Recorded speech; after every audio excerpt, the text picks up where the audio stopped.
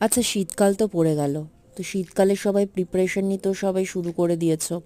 বাজারে চলতি দামি দামি সব ক্রিম আগের বারেও আমি ইউজ করতাম, কিন্তু তাতে কিন্তু আমার স্কিনের অবস্থা তথৈবচ।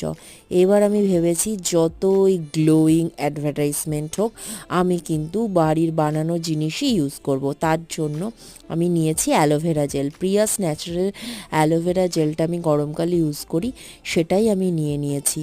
তারপরে কিন্তু আমি নিয়েছি একটু গ্লিসারিন, একটু ভিটামিন ই ক্যাপসুল, গোলাপ জল ছিল না, 1 চামচ নর্মাল ওয়াটার নিয়েছি, আর একটুখানি তেল দিতে পারলে ভালো। কিন্তু আমি এই ক্রিমটা যেদিন বানিয়েছিলাম সেদিন তখনও অতটা ঠান্ডা পড়েনি, তাই আমি এমনিই রেখেছি।